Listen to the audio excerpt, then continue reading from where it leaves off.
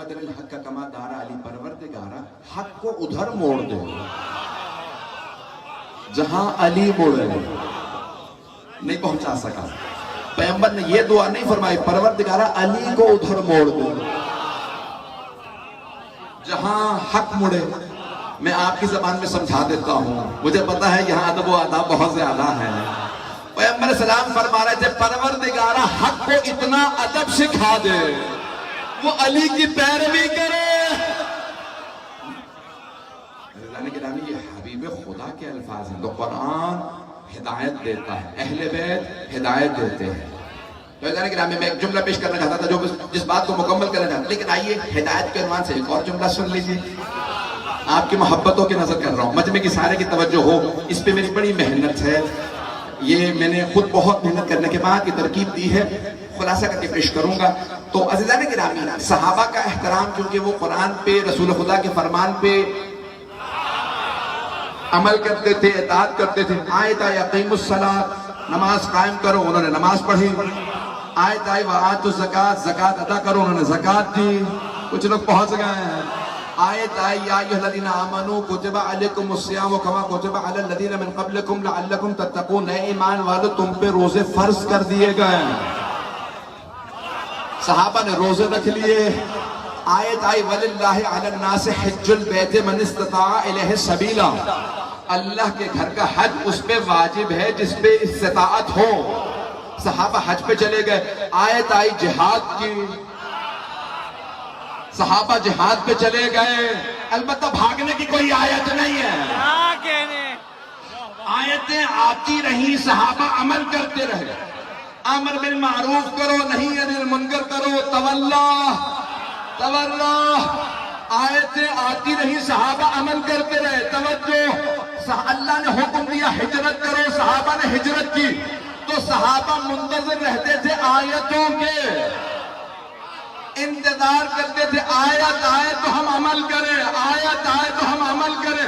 آیتیں انتظار میں رہتی تھی اہل بیت کے, یہ عمل کریں تو ہم نازل ہوں, یہ بستر رسالت پہ سوئے تو ہم, یہ راہ خدا میں جہاد کرے تو ہم جائیں, یہ روٹیاں دے تو ہم جائیں, یہ زکوٰۃ رکوع کی حالت میں ادا کرے تو ہم جائیں, یہ درے خیبر اٹھائے برشان سیدہ زہرا بلند سنوا.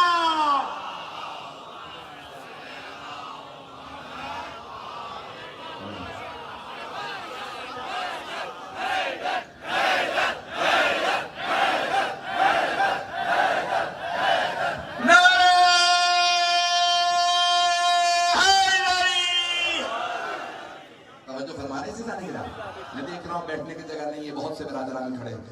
بس اسی طرح سنتے رہیے گا, سب کا ثواب بہت زیادہ, جو کھڑے ہیں ان کا بھی بہت ثواب, بلکہ بعضوں کا زیادہ ہوتا ہے. لیکن بہت سے لوگ جو آگے بیٹھے بہت پہلے سے آئے بیٹھے ہیں, جو جتنی زحمت کرتا ہے اس کا ثواب اتنا زیادہ. یہ راہ حسین ابن علی, کوئی دور سے آتا ہے ثواب زیادہ ملتا ہے, کہیں اور سے آتا ہے ثواب زیادہ ملتا ہے. تو اہل بیت کے راستے پہ ہدایت ہے, اور کہیں ہدایت نہیں ملے گی. ہدایت ملے گی تو آل محمد کے در سے ملے گی. عزیزان گرامی, تو جہاں آل محمد وہیں پہ ہدایت ہے. جو بات پیش کرنا چاہ رہا ہے, آغا محسن قراتی کہتے میں حج پہ تھا, مسجد نبوی کی زیارت کی, روضہ رسول کی زیارت کی, جنت البقیع چلا گیا. اب امام ابا میں تھے تو کسی متبر نے دیکھا یہ کھڑے یہاں زیارت پڑھ رہے ہیں, دعا مانگ رہے ہیں. ائمہ بقیع علیہ السلام کی قبور مطہرہ ہے نا دہنوں میں, 4 امام. تو اس نے ایک مرتبہ ان کا قلم نکالا, زمین پہ پھینک, کہا اگر یہ مدد کر سکتے ہیں جن سے مانگ رہا تو کہہ رہا اے حسن مجتبیٰ میرا قلم اٹھا کے دے دی. سوال پہنچا ہے تراز اس کا. اس نے قلم نکال کے ان کا پھینکا, کہا ان سے کہہ ذرا مدد کریں, تیری قلم اٹھا کے دیں. تو ایک مرتبہ آغا محسن قراتی نے کہا اگر تیری دلیل مان لو تو پھر تو اللہ بھی مدد نہیں کر سکتا. ذرا کہ اللہ میرا قلم اٹھا کے دے. کیا بدبخت, جب دشمن آل محمد بنو گے عقل ماری جائے گی, نہ خدا سمجھ میں آئے گا نہ آل محمد. عزیزان گرامی یہ اس لیے نہیں خلق کیے گئے کہ قلم اٹھا کے دیں، بڑے بڑے کام ان سے کہے جاتے۔ انسان کہتا ہے ہماری تو کوئی آبرو نہیں، آبرو تو آپ کی ہے، عزت تو آپ کی ہے، آپ سفارش کر دیں، یہ جو کہہ دیں گے خدا کہے گا انہوں نے کہا ہے میں نے کر دیا۔ یہ ہر کام ہم ان کی بات ہم اسی لیے لے کے جاتے ہیں، یہاں وجیہن اندر، یہی ہے نا دعا توسل ذہنوں میں ہے نا میرے بچوں کے، یہاں جن کی آبرو ہو، جن کی حیثیت ہو، تو ہم کہتے ہیں ہماری تو ہے نا، ہم نے در وہ لیا ہے جو اللہ کو سب سے محبوب، اللہ سب سے زیادہ ان سے محبت کرتا ہے، جو وہ کہتے ہیں اللہ ٹالتا نہیں ہے۔ کیوں؟ آئیں ذرا قرآن سے آیت پیش کر دوں تو قرآن میں آیت ہے سورہ جہد کے اندر، وَمَا يَشَاءُونَ إِلَّا أَن يَشَاءَ اللَّهُ، وہ کچھ نہیں چاہتے سوائے اس کے کہ جو خدا چاہتا ہے، وہ کچھ نہیں چاہتے سوائے اس کے کہ جو اللہ چاہتا ہے۔ روز قیامت اللہ سوال کرے گا اب آپ بتائیے دنیا میں جو میں چاہتا تھا وہ آپ چاہتے تھے، اب آخرت ہے جو آپ چاہیں گے وہ میں چاہوں گا، تو وہ کہیں گے ہم تو انہی کو چاہتے ہیں جو ہمیں چاہتے تھے۔ اسی لیے شفاعت بھی انہی کے ہاتھ میں ہے، سب کچھ انہی کے ہاتھ میں ہے۔ اللہ نے قرآن کا بھی وارث انہیں بنایا، اس کا کلام ہے۔ میں بہت سے واقعات ذہن میں لے کے آیا تھا، میرے ساتھ چلیں گے اگر قرآن زندہ معجزہ ہے۔ ہر زبان میں دو چیزیں ہوتی ہیں، نظم اور نثر۔ نظم جسے شاعری کہا جاتا ہے، اور نثر یہ جو میں بول رہا ہوں پوئمز اینڈ پروز، ہر زبان میں دو چیزیں، میں نے انگریزی میں بھی بتا دیا، اردو میں بھی، اگر مجھے زندگی زبان میں بھی کچھ اور ہے تو میں بتا دیتا۔ جتنی محبت مجھے آپ کی سرزمین سے ملی ہے میں ہمیشہ یاد رکھتا ہوں۔ میں جہاں جہاں گیا ہوں آپ لوگوں نے میرے دل جیت لیے ہیں، میری نظروں میں آپ بستے ہیں، میرے دل میں بستے ہیں، میرے ذہن میں ہمیشہ رہتے ہیں۔ کبھی حرم بھی جاؤں تو نیابت میں ہمیشہ زیارت بھی پڑھتا ہوں۔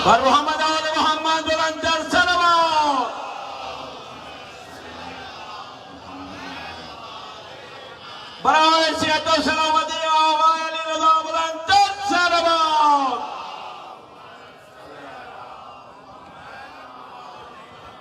توجہ فرما رہے ہیں نا، ہر زبان میں دو چیزیں ہیں، نظم اور نثر۔ یہ عربی کے لفظ ہے، نظم اردو میں نظم محدود ہے، عربی میں وسیع ہے، شاعری اور نثر۔ عربی زبان میں تین چیزیں، نظم ہے، نثر ہے اور قرآن ہے۔ قرآن نہ نظم ہے نہ نثر ہے، دونوں سے بالا تر ہے۔ قرآن شاعری نہیں ہے لیکن شاعری سے نثر سے دونوں سے بالا تر ہے۔ پتہ نہیں میں پہنچا پایا ہوں یا نہیں۔ ایسا گرامی بہت بڑا شاعر تھا، جب اللہ نے قرآن کو نازل کیا تو سب کو بتا دیا یہ قرآن زندہ معجزہ ہے۔ دو جملے پیش کر کے آگے بڑھوں گا۔ جیسے جیسے تقاضے تھے انبیاء کے دور کے، ویسے ویسے انہیں معجزات دیے گئے۔ جناب موسیٰ کے زمانے میں جادو کا زور تھا تو اللہ نے انہیں ید بیضا دیا، جیب میں ڈال کے ہاتھ نکالتے تھے، نور نکلتے، کسی کو کچھ نظر نہیں آنا۔ دوسرا عصا اژدہا میں بدل جاتا تھا۔ جناب عیسیٰ کے زمانے میں طب کا زور تھا، کچھ بیماریاں وہ ٹھیک نہیں کر پاتے تھے، تو جناب عیسیٰ صرف دم عیسیٰ یعنی وہ پھونک مارتے اور ٹھیک کرتے تھے، ہاتھ لگاتے پیدائشی نابینا کو بینائی آ جاتی، پیدائشی بہرے کو ہاتھ لگاتے اس کی شنوائی آ جاتی، پیدائشی گونگے کو ہاتھ لگاتے اس کی گویائی آ جاتی، مردے کو ٹھوکر مارتے قم باذن ربک کے، وہ ٹھیک ہو جاتا تھا، زندہ ہو جاتا تھا۔ عزیزان گرامی عیسیٰ سب کچھ کر سکتے تھے، اور جو فخر عیسیٰ ہو لوگ ہیں یا نہیں ہیں تو تعجب نہ کیجیے اگر علی بن ابی طالب سے کوئی ایسا معجزہ آ جائے، تو چلتے رہیے گا۔ تو جیسے جیسے تقاضے ویسے ویسے معجزات۔ میرا آپ سے وعدہ ایک جملہ پیش کروں گا، شاید آپ نے نہ سنا ہو، اگر سنا ہو تو مجھے سے سنا ہوگا، اور اگر کوئی پڑھ گیا ہے تو اس نے مجھے سے لیا ہوگا، میں نے کسی اور سے نہیں لیا۔ مجمع کی توجہ ہو، جیسے جیسے تقاضے ویسے ویسے معجزات۔ اب رسول خدا کے زمانے میں عربوں کو دو باتوں پہ بڑا ناز تھا، ایک اپنی زبان پہ ہم عرب ہیں، باقی سب ہے عجم. انہیں عربی نہیں آتی اس لیے عجمی ہیں، ہم عربی ہیں. دوسرا انہیں ناسا اپنی تلوار پہ، نسلوں میں کچھ تو کچھ دار چلتا تھا، چھوٹی چھوٹی باتوں پہ جنگیں ہوتی رہتی تھی. تو اللہ نے کہا اے میرے حبیب، توجہ میرے ساتھ، اے میرے حبیب میں ان کی دونوں باتوں کا آپ کو جواب دوں گا، آپ کو دو معجزات عطا کروں گا. ان کی زبان کا جواب قرآن ہے، ان کی تلوار کا جواب علی ہے.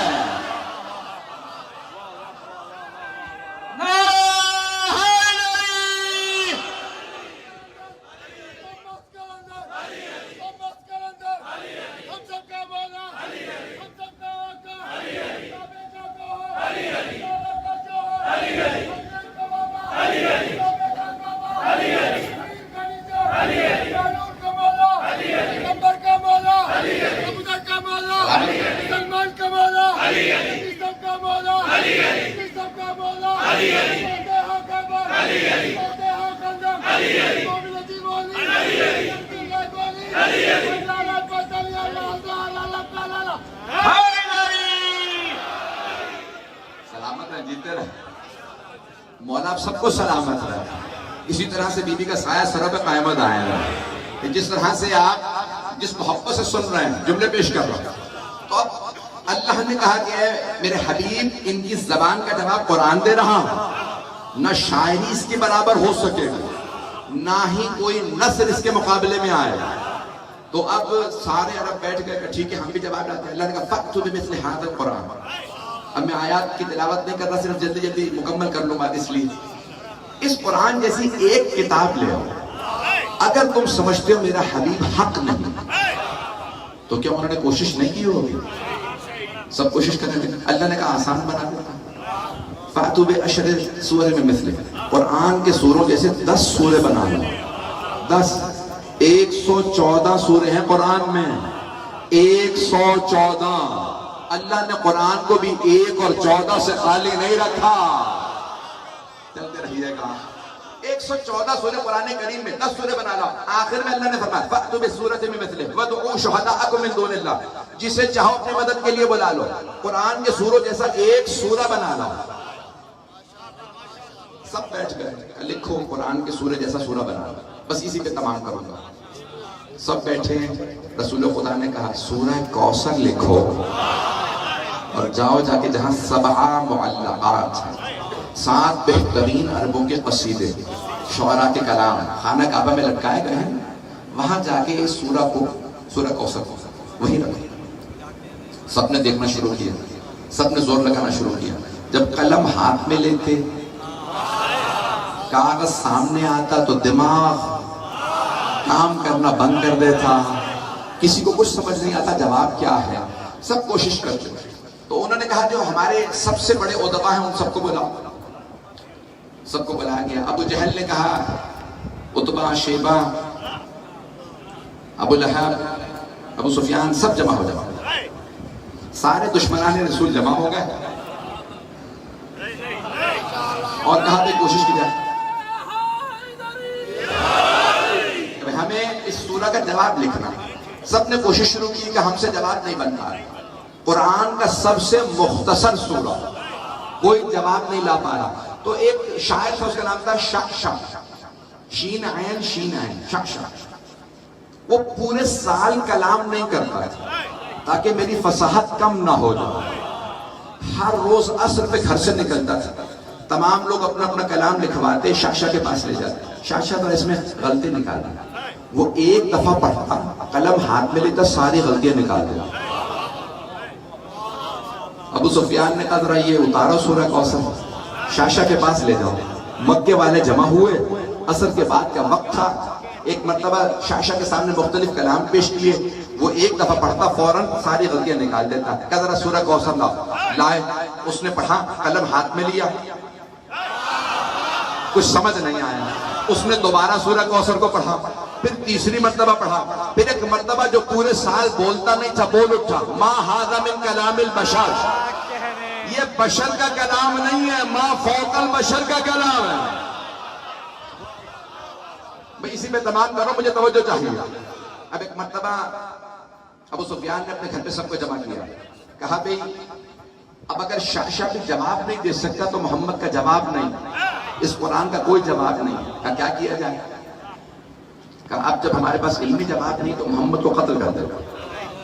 انہوں نے قتل کا منصوبہ بنایا. ہر قبیلے سے ایک آدمی, ہر قبیلے سے ایک آدمی, تاکہ کسی ایک قبیلے کو بنی ہاشم سے لڑنا نہ پڑے. توجہ, اب سمجھ میں آیا یہ جو الائیڈ فورسز بنائی جاتی ہیں, اتحادی فوجیں بنائی جاتی ہیں, یہ نئی نہیں ہے, یہ پرانی عادت ہے منافقین کی. کچھ لوگ پہنچ گئے ہیں, اگر پہنچ گئے حضرات. ایک مرتبہ ابو سفیان نے کہا بھی قتل کر دیتے ہیں. عزیزان گرامی, اب پتہ چلا جب کسی کے علم کا جواب نہ ہو تو دہشت گردی کی جاتی ہے, پھر خودکش حملے کیے جاتے ہیں.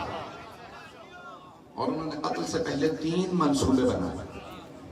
پہلا, مردوں کو دور رکھنے کے لیے یہ کہو کہ یہ شاعر ہے, یہ کلام اسی کا ہے, اللہ کا نہیں. اور اس زمانے کے شعراء غیر سنجیدہ ہوتے تھے, تو کہا کہ بھئی یہ غیر سنجیدہ آدمی ہے. خواتین سے کہا جادوگر, خواتین جادوگروں سے ڈرتی تھی. بچوں سے کہا یہ مجنون, دیوانے ہیں. بچے مجنونوں کو پتھر مارتے تھے. معاشرے کے 3 طبقات ہوتے ہیں, مرد, خواتین اور بچے. تینوں کو دور رکھنے کے لیے رسول خدا سے منصوبے بنائے گئے. عزاداری سے بھی دور رکھنے کے 3 منصوبے بنائے گئے. مردوں سے کہا جاؤ گے نکاح ٹوٹ جائیں گے, بچوں سے کہا دیگ میں پہنچ گیا. ذرا یہ جتنے بھی عزیزان گرامی حق کے خلاف منصوبے ہیں سب ناکام ہو جاتے ہیں. حسین ابن علی کا نام بلند تھا, بلند ہے, بلند رہے گا.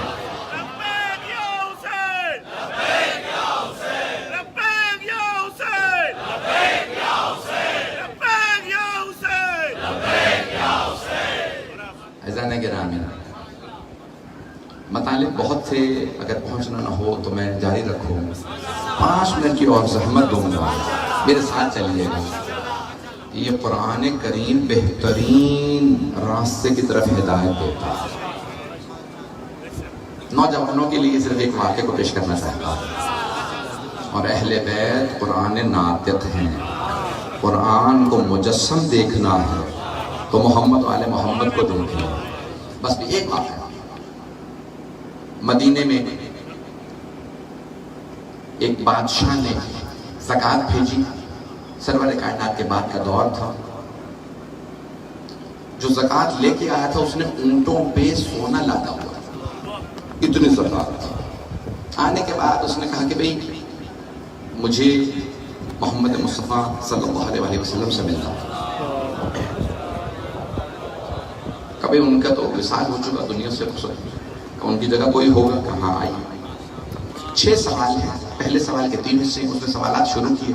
کہ جو سوالوں کے جواب دے گا زکوٰۃ اس کو دے. یہ بادشاہ نے شرط رکھی. پہلا سوال سنا, کئی بڑا مشکل. دوسرا سوال اس سے زیادہ, تیسرا. 6 سوال سنے کا جواب نہیں آتا.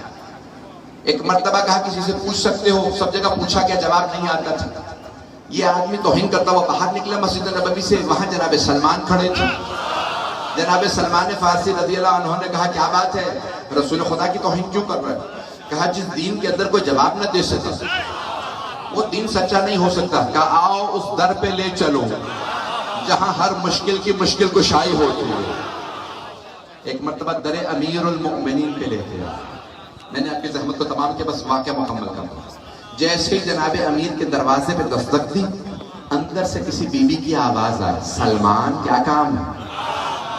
آنے والے نے کہا بغیر دیکھے بی بی نام لے کے بلا رہے ہیں, دروازہ کھلا نہیں.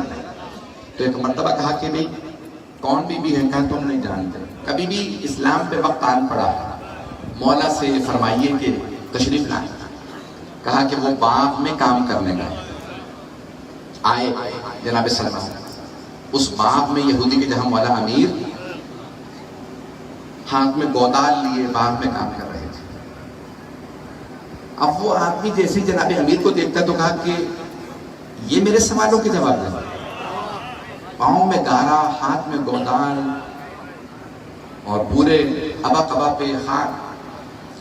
تو یہ میرے سوالوں کے جواب دیں گے. مولا نے ایک مرتبہ اس آدمی کو دیکھا، کہا نہیں میں تیرے سوالوں کے جواب نہیں دوں گا. وہ جو سامنے بچہ کھڑا ہے نا، توجہ ہو، مولا حسن مجتبیٰ کی طرف اشارہ کر کے فرمایا وہ جو سامنے بچہ کھڑا ہے نا وہ تیرے سوالوں کے جواب دے گا.